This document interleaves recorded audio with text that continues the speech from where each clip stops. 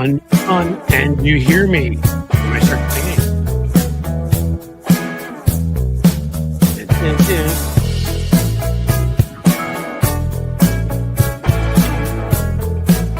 I'll turn it over from the Tony Michaels Show. Thank you, Julie Van Oppel.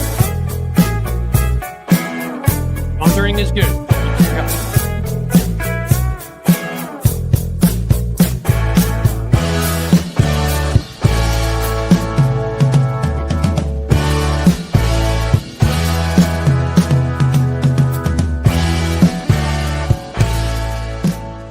So there.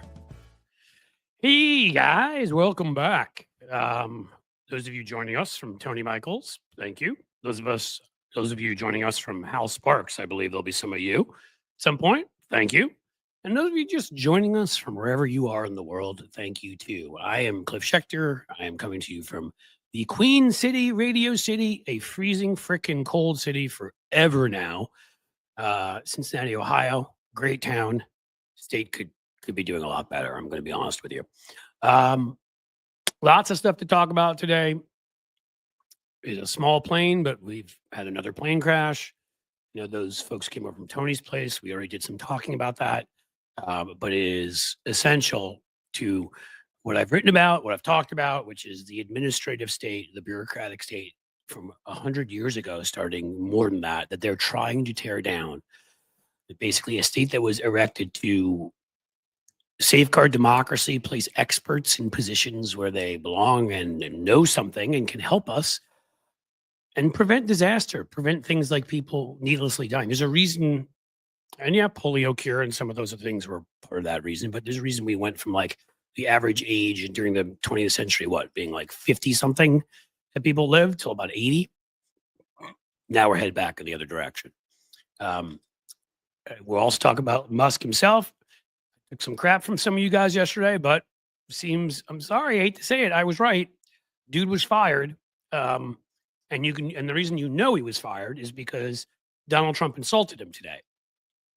So he didn't just imagine he was on Doge. We didn't just imagine we saw Donald Trump say he was running Doge. That all really happened.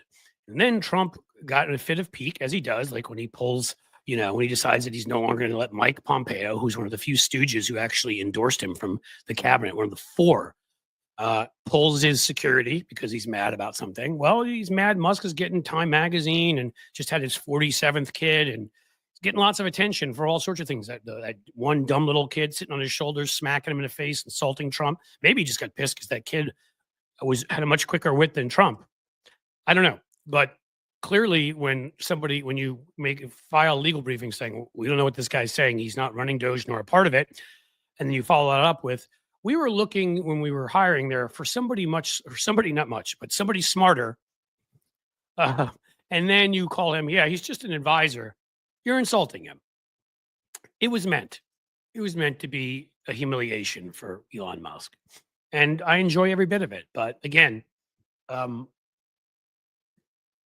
wasn't clickbaiting yesterday. Was just telling you what happened. On other notes, obviously you've seen the thumbnail, AOC just knocking it out of the park, and I don't feel like I've given her enough attention here. Sometimes I didn't in the past because I didn't agree with her and everything politically. I certainly found some of the things that she said when it came to war in the Middle East to be distasteful, I would say. There's certain charged language. You can go after Bibi Netanyahu and you can go after Israel, but there's certain charged language she's used, for example, that I think puts people like my family at risk. And yet overall, she's been the strongest force. I mean, Jasmine Crockett's up there and others, but my gosh, every day after I was busy putting together the thumbnail for AOC crushing that dork Homan, the guy that wants to basically round up everybody, probably stop if you don't have like Irish or Scottish skin, if you just sort of have middle European white skin, I think you're at risk, folks. If you tan well, I don't know. I'm pretty damn pale, so I may be okay. They'll throw me into a gulag for other reasons. And she made a fool of him, mocked him, ripped into him, showed she wasn't scared of him, and then went straight after J.D. Vance, mocked him, ripped him, showed she wasn't scared of him. This is like, can we have 100 or 1,000 of her? I mean, we do have Jasmine Crockett doing it. We've got Raskin doing it. who did I see the other day who's back to their old tricks on the what do you call it? The committee with Jim Jordan, right? I'm trying to remember what's his name? Funny guy, Jewish representative from Florida. I can't think of his name right now. In any case, just having a moment. But there have been a lot of Democrats who've been speaking out more strongly. But my gosh, AOC is just constantly on fire. And we're going to go into that. Also, something you should know, and this may have happened. Moskowitz, thank you. Thank you. Who gave that to me? Dark Stabdu and Lynette Dobson and, other folks, thank you. Donald Trump has also, and this is, I believe, a breaking story right now, or at least from an hour or two ago, has seized control of independent agencies. Here we go, folks. New executive order will set up a court challenge over whether Trump has the power to direct investigations by independent agencies. That's right. Here we go. He wants to tell independent agencies that oversee corporations, labor unions, banks, and federal elections. He wants to sue Democrats for voting. He wants to sue labor unions for being labor unions. My guess is the banks and corporations will be just fine unless they're leaders, unless it's like a Patagonia or a Costco or somewhere where the CEO comes out in favor of Democrats and magically they'll investigate them. This is the very heart of a police state and the very heart of what fascism is. And courts obviously need to strike it down, and there need to be people that need to be willing to put their bodies between him and what he wants to do if it gets to that point. Because no, he doesn't get to tell independent agencies who to look into. He does not. He's not a king. He's not a dictator. He's nothing he thinks he is. Not a successful businessman, not a ladies' man, not a guy that can eat without getting food all over his face, not a guy that can walk 4 steps without getting winded. Ugh, he makes me sick. There may have been 1 or 2 other things we were going to get into. Oh, right. Gee, a small thing to all those Republicans who I'm sure aren't listening to this or watching this right now, but some of my Republican, people I've known, colleagues, let's call them, others who are, from the business Republican class. Donald Trump, he's just making a lot of noise, when it comes to Putin and Zelensky. Really? That's your take? That was your takeaway from the last 8 years? I already had these arguments with people before the election. That was your takeaway from his trying to use Ukraine, threaten them by keeping aid from them while also framing Joe Biden.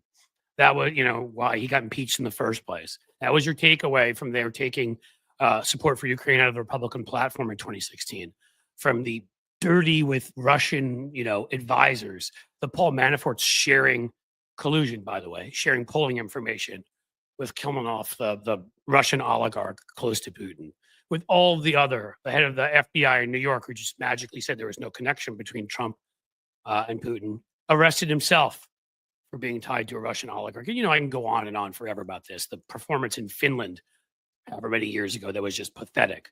Well, now he's done exactly what I told all those people. They're like, oh, no. When he gets in office, he'll be different. He may insult Zelensky, but he's not going to go in with Putin. Yeah. Trump goes ballistic on, quote, dictator Zelensky, blaming him for the war and the death of millions. It's Zelensky's fault that he said Ukraine is our country and it's independent and we live in it. And you're not coming in here. It's not Russian. You're not putting a puppet government, which they voted out. That was Manafort's government, by extension, Trump. And now he is bashing him, trying to force him to some kind of a crappy peace treaty, going and sitting down with the Russians without any of the key players there, which would be Ukraine, countries surrounding Ukraine, and NATO, the rest of Western Europe, the EU, all of whom have said no, there will be no negotiating for peace without Ukraine there and without us there. Do you feel like testing Article 5, Don? Do you feel like seeing if France and the UK will launch against us? This is what my Republican friends who are like, everything's going to be okay, chose to vote for. You should look at yourselves in the mirror today and ask yourself if you know anything about politics and you ever should make political decisions again in your lives. And that's a lot of what we've got going on. I'll try to find something humorous because most of it just frankly pisses me off. Well, the humorous part, of course, I think if we're going to, the sparklers are here. Hello, sparklers. Welcome. Welcome to our little get together where we talk about Trump betraying Ukraine and talk about Trump betraying, but this is good, Elon Musk. And we talk about AOC making that human thumb Homan. He does look like a thumb, doesn't he? Who's that, who's the guy who's just sitting there like literally drooling at the thought of arresting everybody who's doesn't have Scottish tinted skin and throwing them out of the country. She clapped back at him something fierce and he lost it, man, got triggered on TV. It was fun. We can start with that. I thought Tony was maybe going to come by a little bit sooner, but why don't we start with the main story? Essentially, I mean, you know it. AOC has been crushing it since the beginning. And so she claimed that migrants will not be subject to unreasonable search and seizure. We do have something in our Constitution about unreasonable search and seizure, as you all know. And talked about the 14th Amendment. Amendment Republicans like to pretend is not there, especially certain articles of it that have to do with people that try to overthrow our government and to birthright citizenship. And she, of course, said, it is well within my duties to educate people on their rights. I'm going to do it. And I'm not going to let this bully in Homan go out and essentially lie to people, attack people, and make things up. And he then went on TV, and if you could see in the thumbnail I showed you all, looked really, really angry. Boy, is that guy not used to being challenged, particularly by a young Latina woman. Oh, God, that must be tough for him, knowing especially that I'm sure I haven't looked up Homan's background. I'm sure everywhere he's gotten in life has been because of the color of his skin and who he's known. And here's somebody who actually earned their way up and could run circles around him charismatically, intellectually, and frankly, run circles around him because he looks like he moves at about the same pace as Donald Trump walking down a ramp. So she just kept going. He tried to accuse her of impeding law enforcement efforts. And she just started ripping him and said, he can threaten me with jail. He can call me all the names that he wants. He's got nothing. I love it. Like he's got nothing line. That's the De Niro line from Untouchables. And he got triggered, blew up on TV. So the thing that really made him lose again is she'd used the sarcastic font. I'm sure you're familiar with that. Some capitals, some non-capitals. When he threatened her to tweet out, maybe she's going to be in trouble now. Maybe he can learn to read. The Constitution would be a good place to start. Excellent. She just slapped his arse back, and he's not used to being talked about that way. And not used to people not being scared of him. And he threatens the DOJ, and she laughs it off. Why can't we have all Democrats doing this, standing up and doing this? We have many, again, not everybody's effectively as she is, but we've got our Jasmine Crockett's and our Eric Swalwells and our Dan Goldmans and folks who are doing some of this, but we need more. Chris Murphy's been terrific, right? Jamie Raskin's been terrific. Brian Schatz has been terrific. Tammy Duckworth. I can keep going, but like we could use more. Then she retweeted him on Twitter and said, when he confirmed on Fox that he asked the DOJ to investigate her, she just said, go ahead, let the people see you for what you are, which again was understated compared to her mockery of his ability to read. And look at that. She even held a webinar explaining rules to people. What a terrible congresswoman. Somebody who believes in doing their duty, doing what they were elected for, and actually explaining to people the important things so that they know their rights and they know our values. And that was pretty much the end of their exchange. He's still probably somewhere in a corner whining and crying about it, the little tubby whatever wad that he is. Then she decided to rip into J.D. Vance, our goofy garden gnome looking vice president who had no experience except for kissing Peter Thiel's large arse before moving back to Ohio and suddenly running for the Senate. And now he's vice president, doesn't know anything. Do you know he went and lectured Europe on democracy? They need a lecture from him. Okay. Yes. Right. How about you stick to chicken fried steak and they'll stick to understanding democracy? That could work. She flat out went after him, Vance, on Twitter and said, you lied to the world in Munich. If this administration believed in free speech as you claimed, its leaders wouldn't be threatening members of Congress with criminal investigations for educating the public about their constitutional rights. Look in the mirror, she added. I think she forgot that A, if he does see his own reflection, that would be quite gruesome. And B, I think he's a vampire, so he probably doesn't. And so now she's got both Homan and JD Vance, the Whitey McWhites, these two complete losers, these nothings who are only serving in administrations because it's a Trump administration.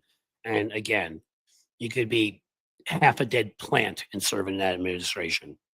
Look at the people who've ended up in there. So AOC, thumbs up, keep crushing them, keep ripping them, give them no quarter, give them no respect. You communicate to people when you do this. I've talked about this before, but the messaging part of this is important to me. When you laugh at them and mock them, you communicate to people that you don't take them seriously and that they shouldn't take them seriously either. When you rip into them and you stand strong to their threats, you communicate to people that you have strength and their threats are worthless and that it gives other people courage to stand up. So the words that she chooses, the manner in which she chooses to do it, and she is an expert at this, like on social media in general, but also, I mean, the use of video going on, the cable shows, she's fantastic at this. She knows they're watching her. You know, half of them are creepily attracted to her and make that quite obvious. And the other half just, you know, hate her because she's smarter and better than they are. And there's a big Venn diagram where those two groups cross. So again, keep it going. Lead the way, AOC. And frankly, again, to some of those folks who've been there for way too long, are stuck in their Reagan crouch and don't seem to know what year it is and what issues are popular and who's popular and who's not, and that Donald Trump has the worst approval rating for a president, newly elected president in 50, 60, 70 years, except for himself the first time. That they have a bare majority in the House. That, no, don't be scared of this. And they've put people that are dumb enough, incompetent enough, and frankly, corrupt enough that we'll see how many of them last in the positions that they're in. She's been fantastic. More from Stephen Manning, more Brian Schatz, less Chuck Schumer and Steny Hoyer. Yes, yes, yes, and yes. I really thank you, as you always do, for this, Cynthia. Remember, folks, to please like and subscribe. Just under 104,000. Can you get me there? Can you get me there? Last I looked, it was 103,870 or 880. How about if you're here, you're not subscribed, and you're here through, you know, YouTube, subscribe on YouTube. If you're on Twitch and you can become a subscriber or a member there, please do that. Please support us. We really appreciate it. Thank you, Carolina Childers. We'll get to the folks kind enough to with super chats. That's really kind in a little bit. You know, again, just to get back to where we were, like Hakeem, you know, again, and I've tried to sort of not get into all of this because I, you know, but I don't know what's going on.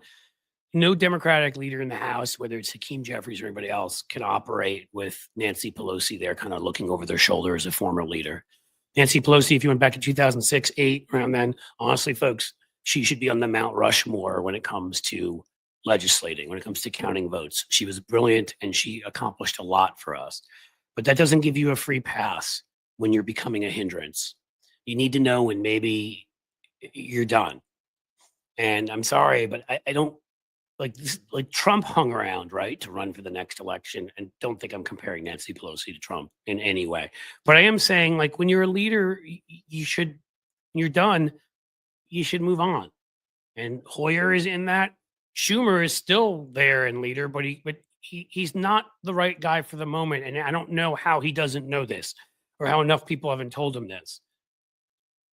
Dick Durbin makes Chuck Schumer look like George the Animal Steele, if you get that reference. I mean, probably the weakest judiciary chairman ever. The guy wouldn't even call Clarence Thomas and demand that he show up in front of him.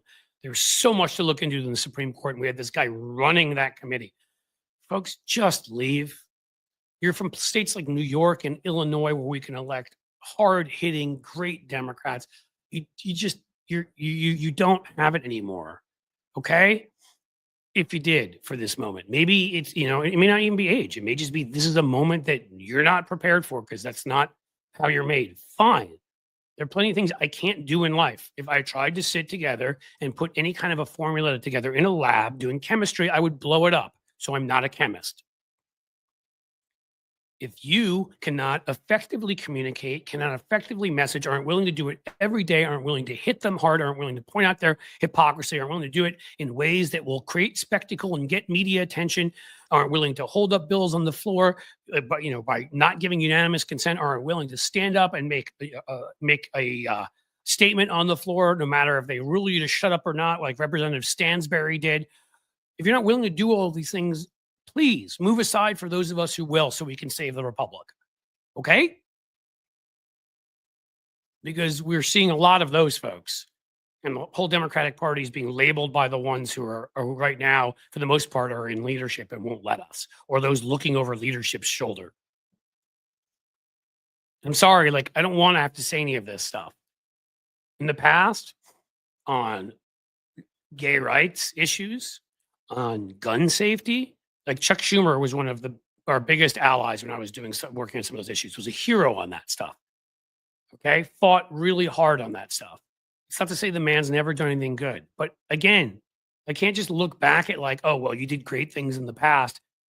If we end up becoming what Donald Trump and Elon Musk want us to become, nothing you ever did will matter. It won't show up in the history books. There won't be any. There'll be propaganda written. Enough. That wasn't a rant I was looking to go on, but I'm getting really more and more frustrated by this, that these folks do not know their place and can't take a look and put their damn ego aside for the sake of the country and say what's necessary. Some program notes, folks. So I told you we've got, I'll give you another hint today and spill all the beans tomorrow. We're going to have, for my big Substack newsletter launch, I've already got a Substack newsletter, but I've long had an online one on email, and these are going to be combined into a greater force than the world has ever seen. No, it's going to be a really good thing for reaching a lot of people at Substack. Tuesday is going to be a big day that way, and I'm going to do a live stream from there. I'll give you more details on that as we move on Thursday. So I ask you to please subscribe to Substack, because it's going to get fun on Tuesday. You don't want to miss the fun. We're still, will there be prizes, Francie? We can find prizes for everything. I need to come up, and we've talked to Veronica about this. I need to get some prizes for all sorts of folks for things. I think we just need to have more contests. And yes, also on Patreon. Again, that's what allows me to do as much video as I do, to provide you with some extra videos, some extra posts, stickers that I know that Veronica sent out to people. One of you folks very kindly was very thankful and posted it up at Blue Sky, actually. Hold on. You deserve credit, Eric Wayant, for the awesome cliffhanger sticker that you got. We've got other stuff like that coming your way. Please, door prizes. Interesting, Jim. We're going to create a structure. I'm talking to Veronica today about a bunch of stuff tied into that launch. So maybe we should have some prizes tied into that launch. What do you think? It's going to be free, but we're going to be launching the paid version too. So you're going to get a lot of stuff for free there, most of it. But there's going to be some extra stuff. I'm going to have some, I can't go into now, but semi-celebrity types joining us. And one, big name former anchor joining probably what we're going to be doing in general. And that should be cool. But yeah, maybe, so there's gonna be some of the stuff that will be for paid stuff. And right now I've got it set up so for people that want to join the paid, it's 50% off. So it would normally be $8 a month. It's $4 a month. what I will probably, and that'll be through the opening and whatever. What I will do is we will get a bunch of prizes together for people to win. So if you're the 10th paid subscriber, if you're the 47th, if you're the whatever, prizes. And I think we can monitor that. So I'm going to talk to Veronica about that. The Patreon is very affordable. Thank you. Thank you for that, Francie. Again, look, again, I mean, I could joke and say we're living in a material world and I'm a material girl, but that's not true. We are living in a world where things cost things. I do have a mortgage and I do have kids to send to college, and it just comes down to like, I wish I didn't have to charge for any of this. I do hope the Substack takes off in a big enough way that then I won't even have to ask for super chats and that kind of stuff here. But it is what it is for all the stuff I'm doing. And I got here yesterday to get on a Zoom at 7:30 in the morning. I was up till 1 a.m. last night working. And I consider that a long day. I don't know. Some of you may work longer days, but I've been working my butt off to try to get all of this done. And so I'm going to try to keep everything as reasonable as possible. I'm not trying to gouge anybody, but if you can afford to sign up for one of the higher levels, you'll get awesome perks. If you want to get something signed by me, you want to do get your comments read out loud here, definitively guaranteed, but you want to make a video for you or somebody personally you care about, you want phone call, Zoom, lunch, hell, we'll do whatever. Signed copy of my book, which may be somewhat out of date. It's pretty funny. The other day, somebody attacked me.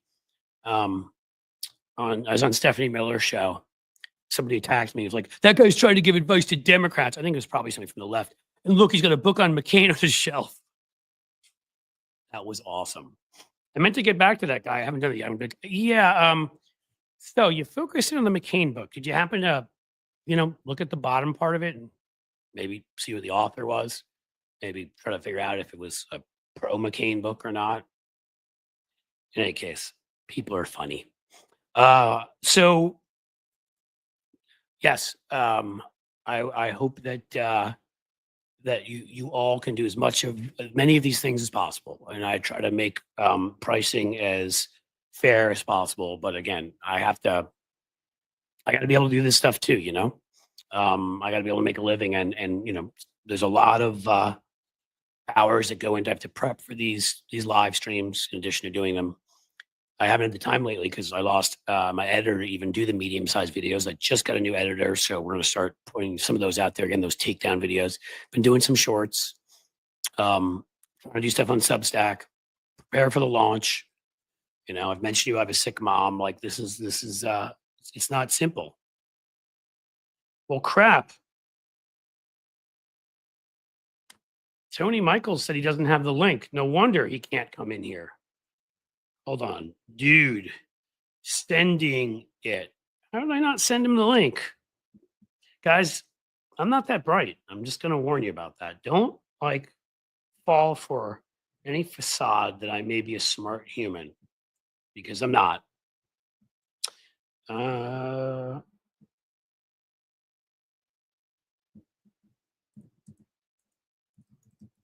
1 second. And hopefully he will come and join us. I'm going to really threaten him kind of thing. Like I'm Elon and he's like somebody's social security. You know what I mean?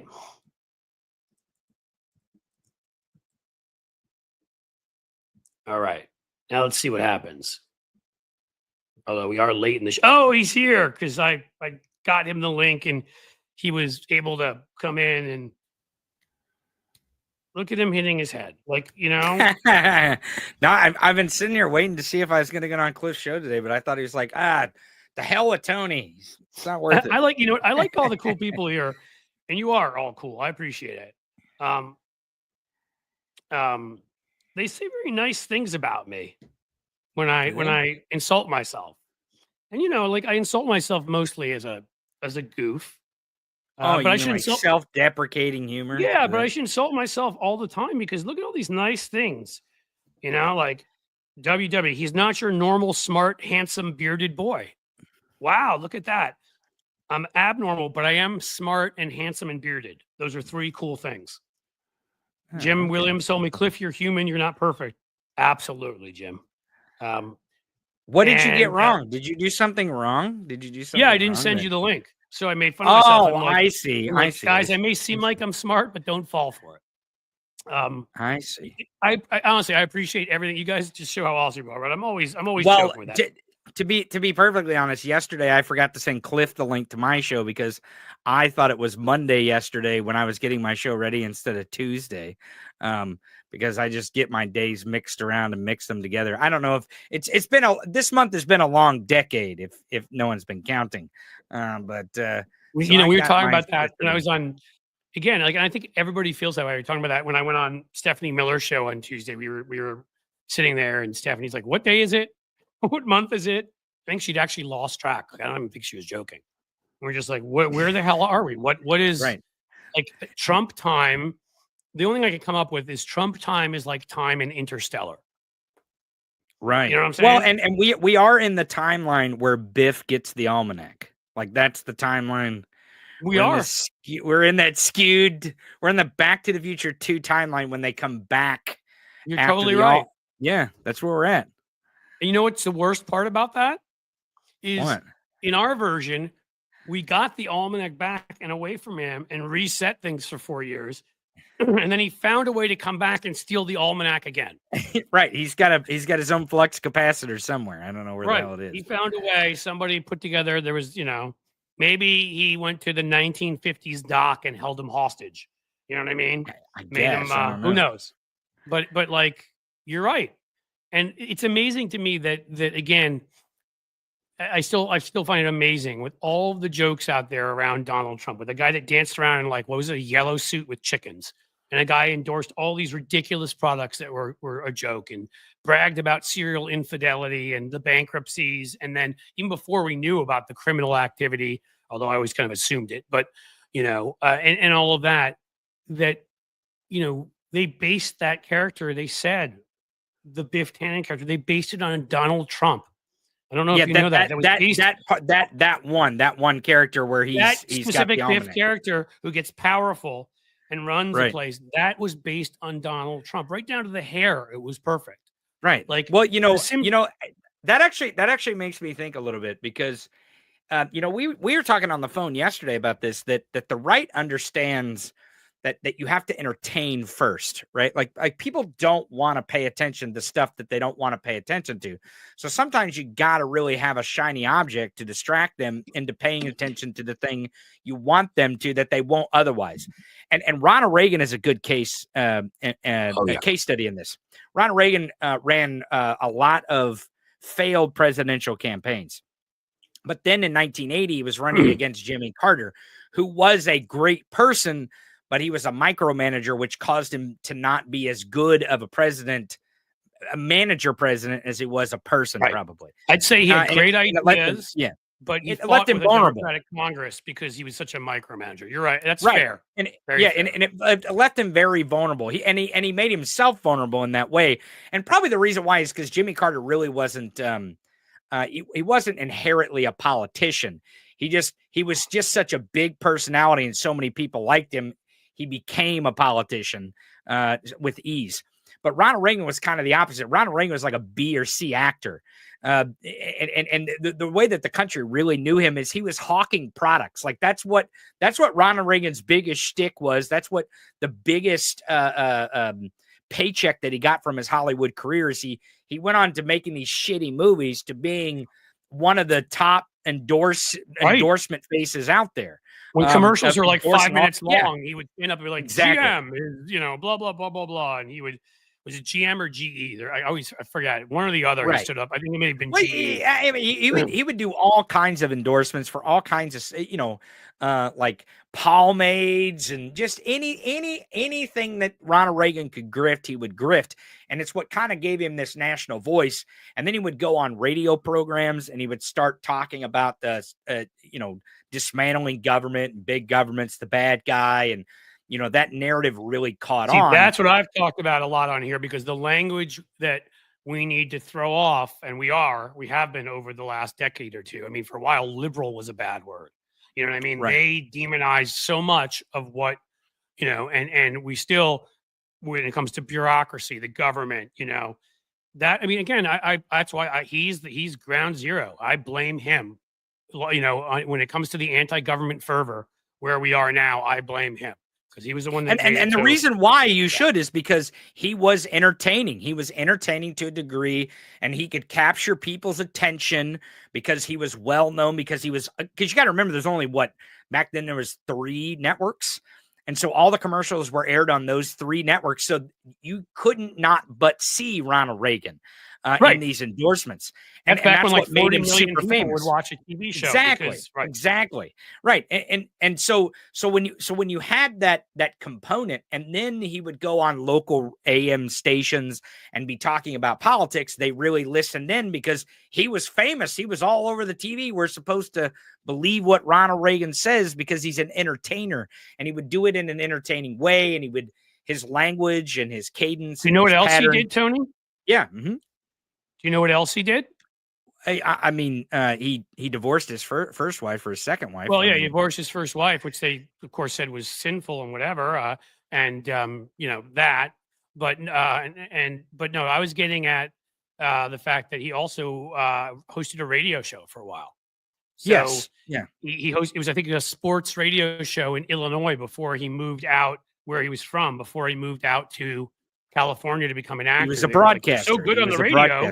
Mm-hmm. Yeah. So, I mean, having a broadcasting talent and an acting talent, and basically, he was, whatever you think of him, and I think very, very many bad things about him. I've made it clear. But if he was an angry person, you didn't see it the way you do with Trump. So he came off as this likable old guy, who you could trust. He'd been on the radio. He'd been an actor. He'd been pitching products. Who wouldn't believe him? So even though he went in 1980 to kick off his campaign, where?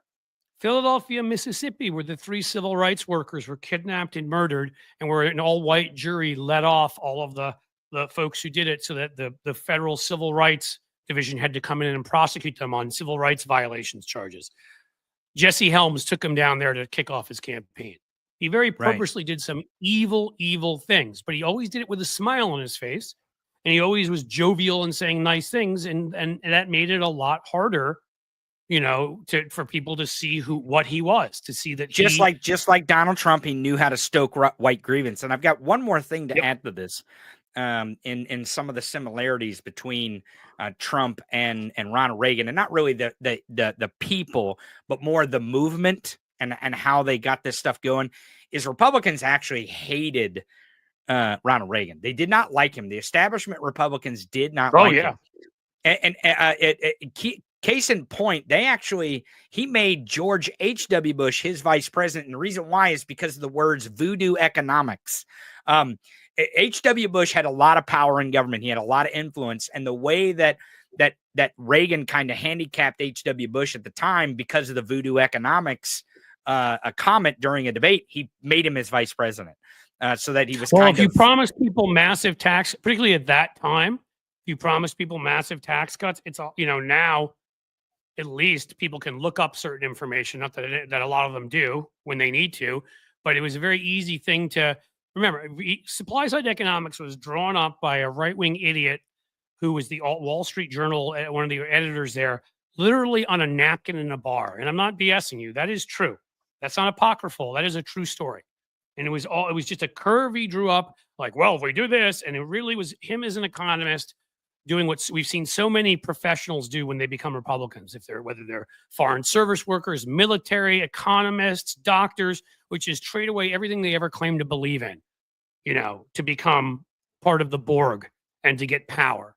And, what was his name? Hail Hydra? Jan Woniski, yes, was the one who did it. And so you're exactly right. People don't know that history, but people saw Reagan the way they looked at Reagan as another Goldwater. He was too conservative. He was going to get crushed. Right. So just think about a Republican Party.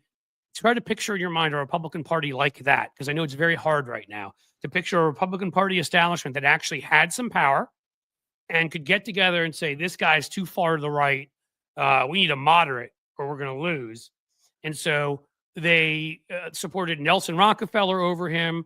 They supported Gerald Ford eventually when he ended up becoming president after Nixon over him, and even Nixon moved to the middle, who'd been the right winger as a vice president under Eisenhower, moved to the middle to combat Reagan, to be more of the moderate, to be center right. I mean, people forget this. And again, Nixon was horrible, but he did found the EPA. Like, he did actually do a couple good things, along the way. You know what? We owed Richard Nixon a little bit of an apology, but we should scorn Gerald Ford, because if Gerald Ford would have stood out of the way and let the Justice Department prosecute Richard Nixon, Donald Trump would not exist. No, we would not have that problem. Actually, Bill Clinton probably would have resigned in the late 90s, and Al Gore would have been president. There's a couple key moments in our history where if certain things, I think, had gone differently, if one person had made a different decision, we would be in a whole different place right now. And I view we would be in the original timeline, not the Biff Tannen almanac timeline. Right. Well, I view Gerald Ford as somebody who actually was a good person, was moderate, was a pro-choice Republican. Find one of those these days. He was actually he was the unelected president. Like, he was the unelected president, because he was never elected vice president or president. He was the Speaker of the House, which means he won a congressional district, and then he won the election in the House, and he became the president of the United States. Yeah, no, the only one we've had. But if you look at, like, the way there are Betty Ford clinics, like, they're very open about her addiction, and he fought to put more money into addiction, like preventative services, and not just chucking people in prison. Ford did actually a number of decent things. So what happens is, in 76, he's an incumbent, and Reagan challenges him and comes a hair short of defeating him in the primaries, because all of those folks lined up behind Gerald Ford, the establishment of the party. The incumbent, and because incumbency matters. I mean, especially in the two-party system that we have. Oh yeah, absolutely. And then when it's a huge advantage, one of the biggest advantages you could have. And then I don't think it was quite as big for Ford, because he'd inherited it rather than being elected to it. Exactly. It still was an advantage. And Reagan almost overcame it. And then by 1980, there was no stopping Reagan, because the guy from the middle who was an incumbent ran and lost. And now, and we're in stagflation and all this other, things were not going typically that well. We were in a crime wave that was crazy. Well, and Jimmy Carter was a horrible manager. He was a decent person. He was a good president, but he was a horrible manager. And the country understood that, I think. Oh, and somebody in there, I don't know if you're saying this in the chat there, like, poor Ford in all caps. I mean, if you're saying that in a sarcastic way, I'm not sitting here feeling sorry for Ford. I'm saying we would have been better off as a country if we'd had him instead of Reagan.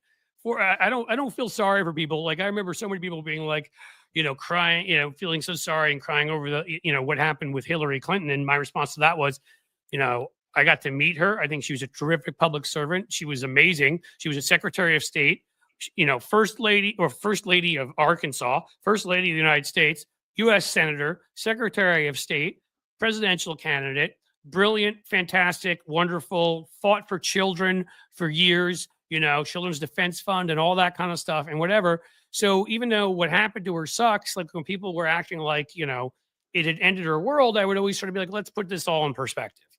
She should have been president. We would be better off if she were president, but her life's going to be okay. You know what I mean? Like, it's not like she's had an amazing life. And so, and then when you bring up George H.W. Bush, Hillary Clinton and Kamala Harris, who maybe would have to vie of everybody I can think of, and I may be missing people, for when it comes to presidential candidates, the most experienced. You may not have liked George H.W. Bush. Certainly was a hell of a lot better than his son or Reagan or Trump, but he'd run the CIA. He'd been the ambassador to China. He'd been the ambassador. He was a bureaucrat. He'd been the ambassador to the UN. He was an elected congressman. He was a war hero. He was a war hero. You can give him that one, and he volunteered, got shot down at the age of something like 16, 17, and he was vice president for 2 terms. So, I mean, you couldn't argue he wasn't experienced enough, and he'd always been a moderate. Do you know what his nickname was? Here's what I'll get you with. You know what his nickname was in the House?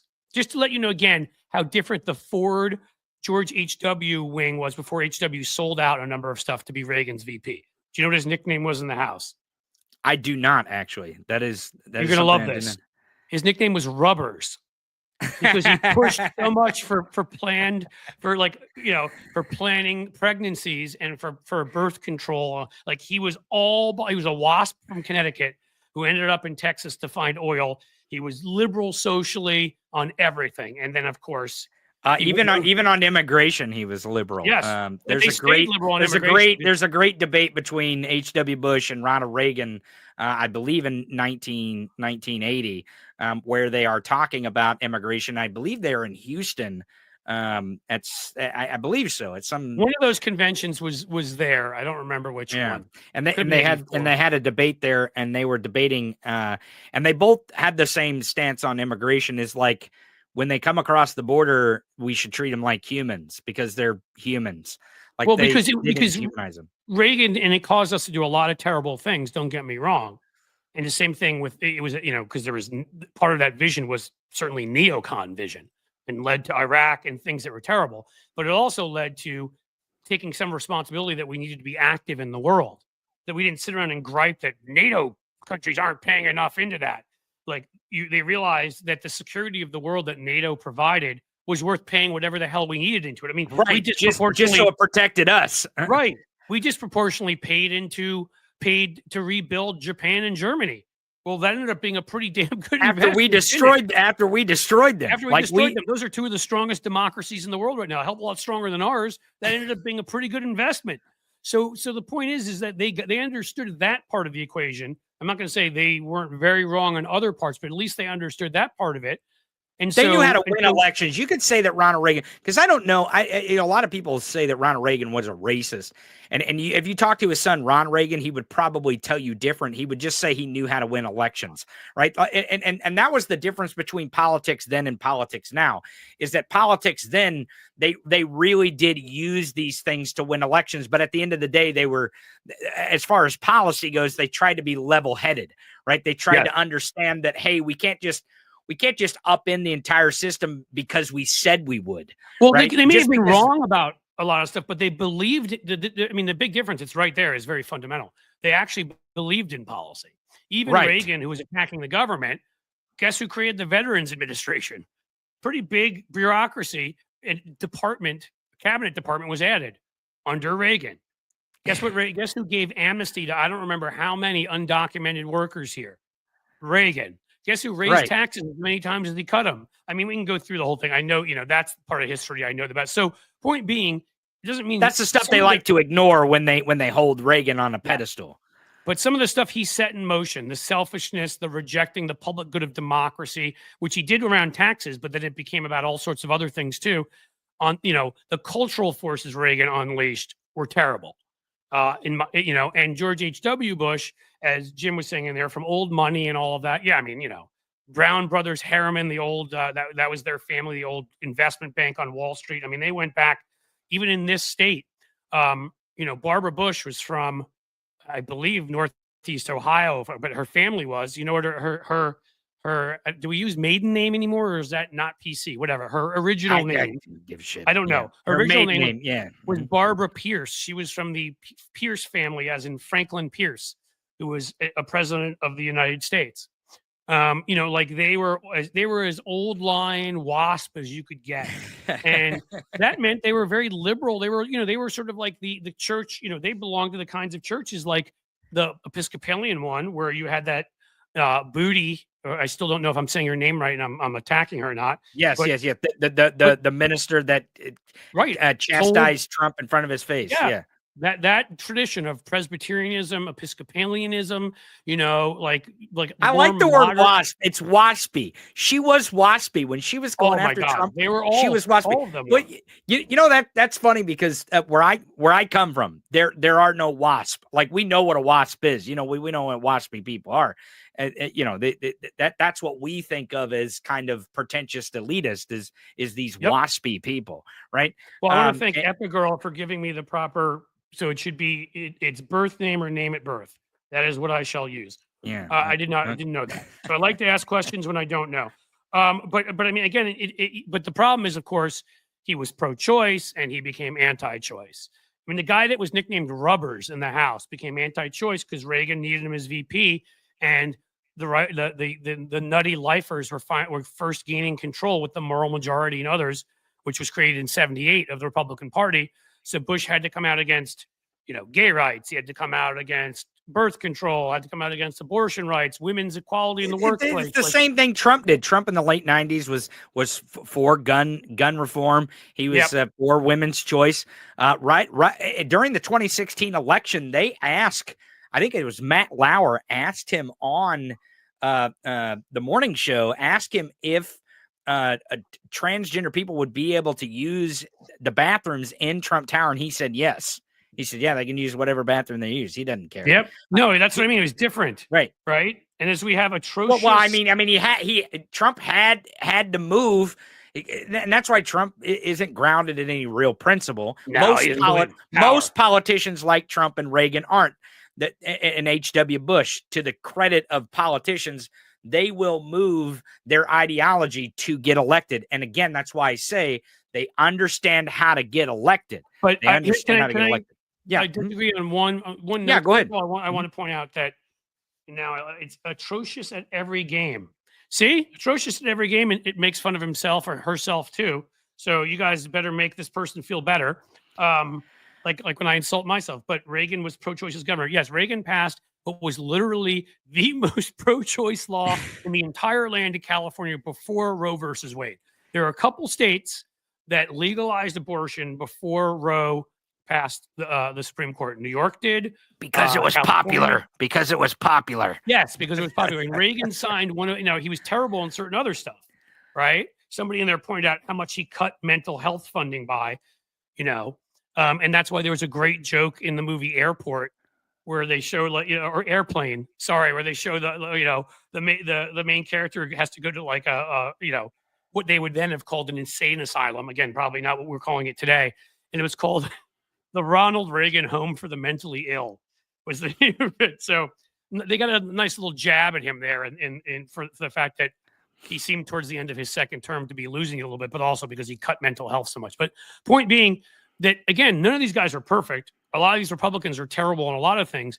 I'm not making the point. I'm only making the point that, and this is where I differ with you a little bit, Tony, is that Reagan and H.W. Bush and even George W. Bush had some basic beliefs.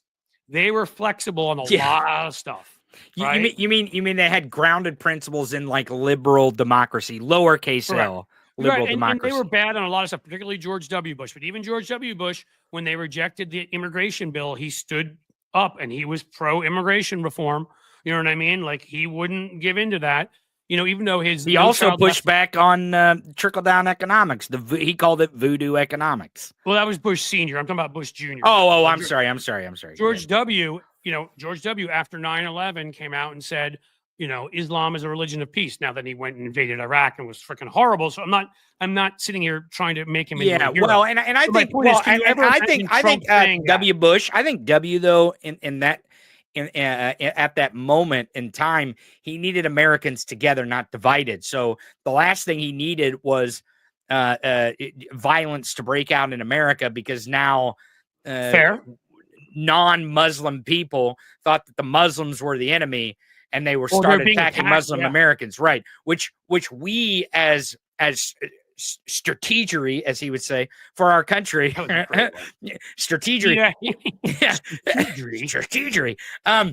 He needed a strategery. I can get George W. Bush. He needed strategery to make sure that Americans didn't seem to be anti-Muslim, that it was more pro-democracy, because that's kind of the little bit of the lie they sold, was that we're going to go make them democracies. Of course. Is what we're going to do. Oh, yeah. Remember, Dick Cheney told us they're going to throw chocolates and flowers at us in the streets. Right. He was a little bit off. Not just a little bit. Yeah. And flowers, more like IEDs and hand grenades. Right. We're close. Maybe they came out of a box of chocolates. That's where they were storing them. I don't know. And so again, like, I'm just trying to give an objective, whatever. I'm not arguing for any of these people. I'm actually more arguing for the devolution and eventual destruction as it's happened, because I don't believe the Republican Party is a party anymore. To be a political party in a democracy, you have to have actual policies you advocate for. Again, even George W. Bush came in and said, I'm going to push No Child Left Behind. Now, was it short-sighted and stupid? It treated all students like they were the same. Like giving more federal funding to schools, terrific. I'm all for that. But you need to go into districts and find out what their unique challenges are and address that instead of having it's the reason why we have local school boards, right? Essentially, instead of a one-size-fits-all test. So he did it wrong, but it was the right. At least he was trying to. He had a policy. He actually had a policy. Instead of, we're just going to do away with education. No one needs to learn. It's not a good thing. Look at me. I didn't learn anything, and I'm the president of the United States. So. Right. And I'm not sitting here saying, like, I'm just seeing in political scientists, those who actually have PhDs, degrees, unlike me, would say this to you. I've seen them, plenty of them say it. Timothy Schneider, who's talked about fascism, whatever, he's like, has come out and said numerous times, the Republican Party is no longer a functioning political party in a democracy. It is a political party in a North Korea or in a Russia or in a China or a place like that. It is the party that is all about power. All it exists to do is have members of the party, who get together and share the same hellish view of the world and gain power. Whatever lies you need to tell, whatever they are they are a party that normally exists in a dictatorial state. That is what they are. They're just not they don't have policy. Like there will be a policy problem. They'll demagogue it and say, it either doesn't exist or it exists because of Joe Biden or it exists because of DEI or whatever it is they say. And they'll give you either no solution to it or a solution that's patently laughable, right? Like, we're going to build the wall. Look, it's going to be a great, beautiful wall. It's going to stop people. And you're like, well, that's funny because kind of like your wife who flew into this country and didn't have the proper papers to be working here, and your buddy Elon, they came in by airplane and stayed. That is how most people who are here illegally are. That is how most of your undocumented workers are here. They came here for education or short-term work permits and then just disappeared and stayed here. So I'd love to know how that wall is going to stop them. I mean, maybe that's what they're doing with the FAA. That's a dark joke. I shouldn't make that joke. Stopping students from flying in here. I don't know. But I will tell you, I will say it is kind of strange that Donald Trump launched his political career about trying to get someone's birth certificate because he claimed they were born in Africa. And then there's an actual guy who is actually born in Africa who is now controlling him. I just find it, the irony of everything. Does anyone see the irony in that? Does anyone? There's so much of it. I have to one quick program note, which I should have told folks earlier, but we got into such a interesting conversation.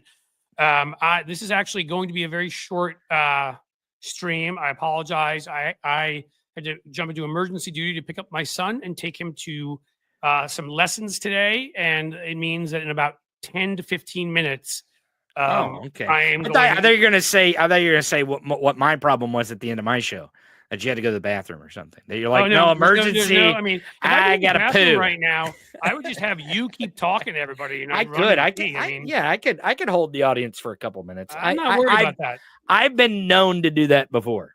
I somehow, knowing you, bet you have. Yeah. No, I do enjoy coming here though and discussing a little bit of context of history, because I think it falls a lot short, not a little short, but a lot short with some of the media that we have out there, is that they really don't give any kind of context that they know about the history of our country, just contemporary history, even after JFK was shot and killed, which is and Martin Luther King Jr., which was two magnificently huge tragedies in our country, no matter which end of the political spectrum you are on. I mean, it really shook the country loose. Oh, of course. That was that with Watergate and all of that is, Vietnam.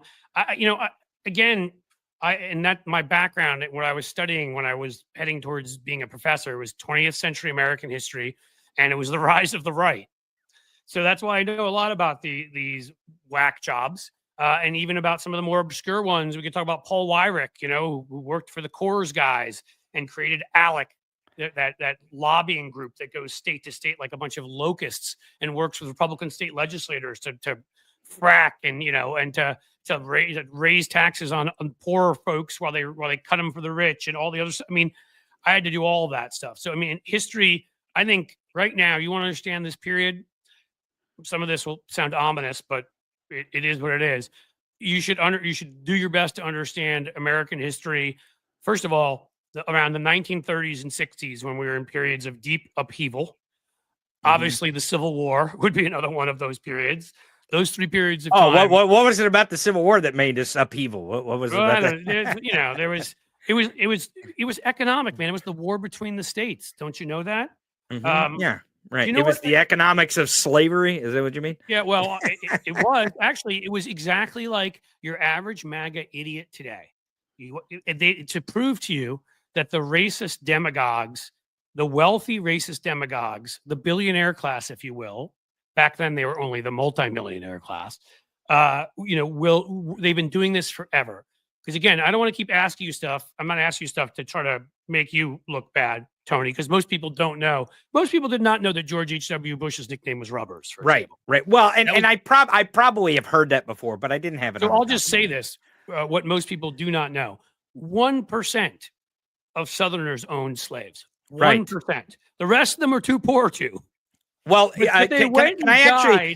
called it waving the bloody shirt back then, because they'd wave a shirt, their bloody shirt, like the Northerners, those damn Yankees came in here, corrupt Northerners with their industrialism, and they killed your brother, and they killed your neighborhood, and then people would volunteer and go fight for rich people who owned slaves when they never were ever going to own any themselves, because they were never going to be that wealthy. You know what's a great dramatization of actually of that point is the State of Jones. I think that's what it's called. It's Matthew McConaughey. It's got Matthew McConaughey in it, and it is Southerners who are not slave owners who did not join the Confederacy, and the reason why is because they did not own slaves, and they understood that they were trying to brainwash people into getting into their war, which all it did was benefit the rich white people in the South, the 1% in the South, not the damn people in the South, the at the time what would be the billionaires today in the South. It benefited them,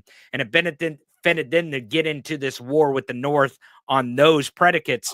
So that way they could. It was a woke war, is what it was. It was a woke war, and they did this culture war thing instead of a class war thing, because the Southerners, the rich slave owning Southerners, knew that they had to convince the poor people, who were basically indentured servants to them economically, not literally in the way of slavery, but they were in debt to them by property, by company stores, by town tax, county tax, this sort of thing. That the movie, I think it's called The State of Jones. Well, now I'm going to have to see it. That's great. Because I haven't seen that one. I see somebody here. Based on true story. Chris Duggan here. This is fantastic. Your ancestor, my ancestor, Robert Gould Shaw. I mean, if you haven't seen Glory, you'll know who Robert Gould Shaw was, fought and died in the Civil War. I mean, in Glory, he led the first black platoon of soldiers. And I mean, that's one of, again, it's a movie like Schindler's List. It's a movie like Amistad. It's a movie, I'm trying to think of them, the ones that you absolutely have to see that are amazing and are heart-wrenching at the same time. I mean, that scene, Denzel Washington, when he's being whipped and he like the tears coming. He won an Academy. I think that was his first Academy Award, but Morgan Freeman, Matthew Broderick played your ancestor. I bring up often that not my ancestor, but I'm pretty damn proud of this. I married into it. My wife's ancestor is Ulysses S. Grant, who for a while they smeared the early historians who believed in the great lost cause and wanted to make it that the North had been evil. If you ever see, what do you call it? Gone with the Wind. And you know how they portray the Northerners as evil and the Southerners had this nice genteel society and all of that. That was based on that line of history, that we were the aggressors, the wall of Northern aggression. And that they were, my wife's ancestor, Ulysses S. Grant, who was to the left of Lincoln, not only a great general, but to the left of Lincoln on racial issues, who, when he was president, is the only time when we were electing black members of Congress, governors, senators, where he enforced full flat out full equality, and they had to discredit him. So they turned him into a drunk, and they turned him into a, this and a that, and all these names that they called Grant. And he's one of those that more recent historians have looked at. And at one point, I think he probably was in like the bottom, half of presidents. And a more recent thing I saw, they had him up at like number 12 or something. I mean, he's been rising up because he actually wanted us to live up to our promise after the Civil War. Right. Well, and it's been a long time since I've seen Glory, but it is, I know that it is a magnificent movie. Oh, what a great but I was movie. wrong about the name of the, it's called Free State of Jones. It's called Free State. I'm going to see it because I heard of it. Jonathan put it in, and I'm sure several others too, but they put it in the chat there. Free State of Jones. So there's that, and the one or two other things before I forgot I wanted to say to folks, because things can go in different directions. Is I take a look at the fall of the British Empire, which was somewhat violent, but actually aspects of it were peaceful. Canada, like Australia, other places which technically are still under the crown, but where they're just like, go do your own thing. We're kind of done.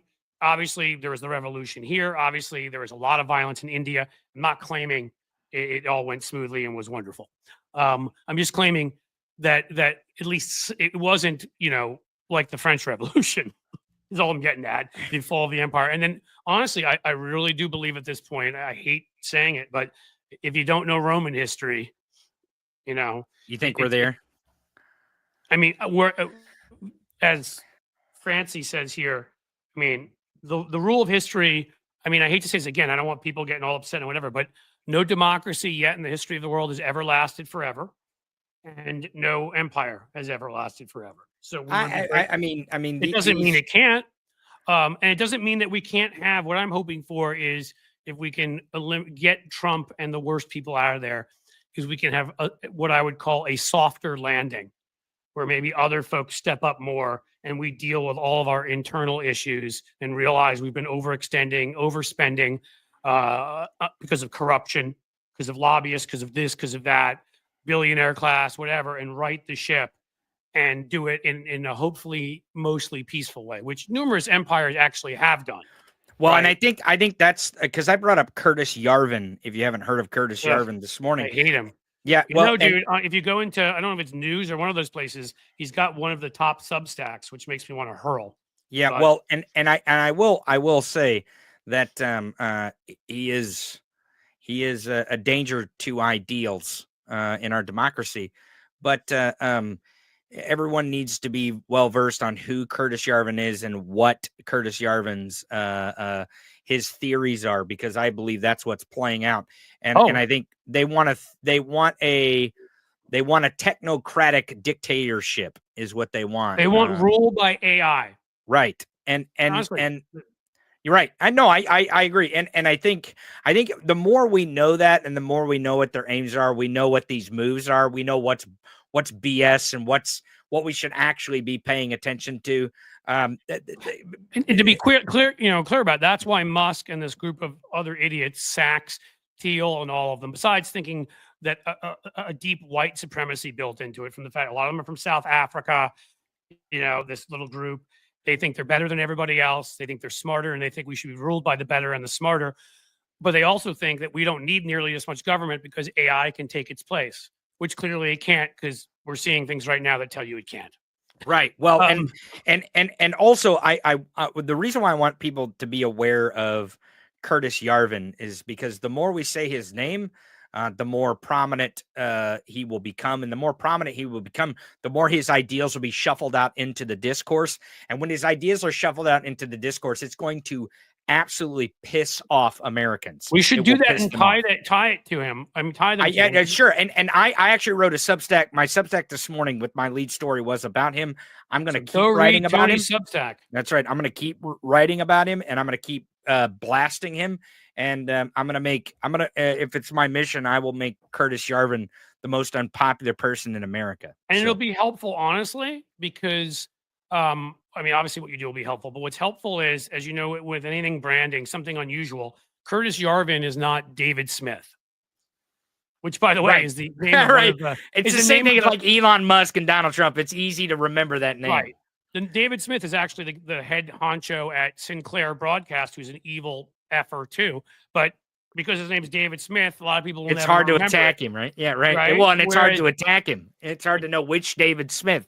There's like right, a million of them. right. It's pretty easy to remember Curtis Yarvin, just the way it's easy to remember Elon Musk. It's easy to remember Peter Thiel. It's easy to remember Donald Trump. These are not like names everybody has. And again, I'll leave it at this because I do have to leave in a minute or two. Yeah. The messaging aspect of this is so important. What we've failed at in the past, and I won't get into a broader conversation because we failed at a number of things, obviously. But one of the things we failed at is look at what they did. And they played, of course, they played on anti-Semitism and all this stuff with George Soros.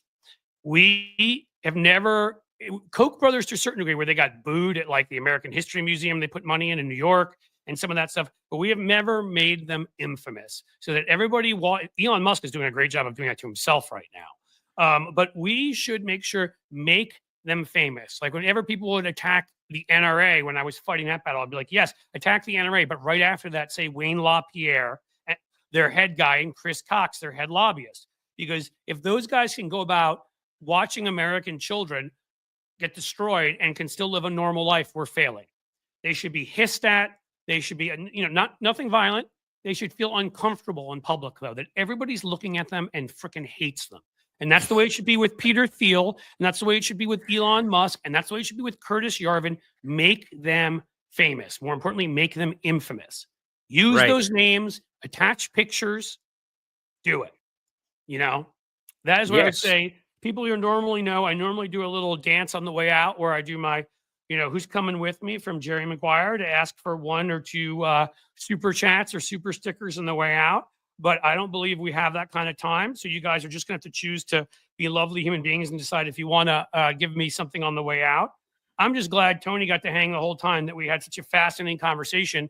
And this is why, over at Substack and other places, why, they were asking me the other day, like, well, do you want to are you just labeling yourself U.S. politics? And I'm like, I want to be labeled history too, because I enjoy having history conversations. I want to be labeled world politics because I mean, how the hell are you supposed to know about politics without knowing history? I think that's what gives me an advantage sometimes, that people underestimate me.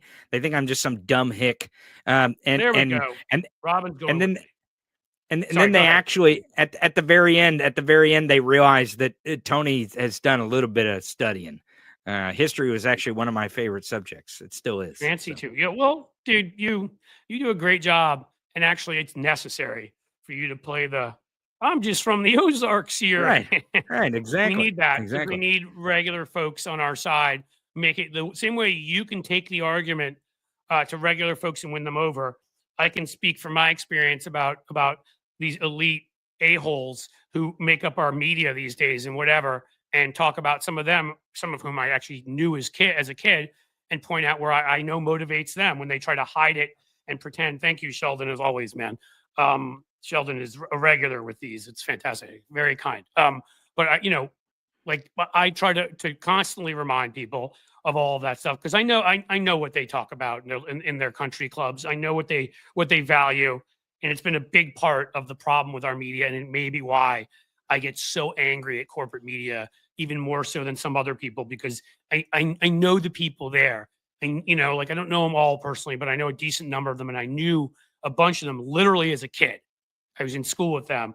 And to see them grow up and turn into this and care about nothing but their station in life and their little elitist, I work for the New York Times and, things like that. They know better. And it makes me hate them more. So that's where it comes from. So we each have our purposes, I guess, is what I'm getting at here. I absolutely agree. I agree. And I haven't stuck around to the end of this show ever. So I know. I'm excited. So do you want to? I usually give my my phrase. Oh, no, I can't let you give yours because you're gonna. No, I can't. No, I can't. Off. No, I know. So I will take both of us off the show at the same time. So thank you guys for being here. Thank you for being engaged and being awesome and being supportive of all I do here. And all Tony does. I will be back tomorrow, same bat time, same bat channel, 2 p.m. Eastern. And as the sun sets slowly in the west, I bid you a fond farewell.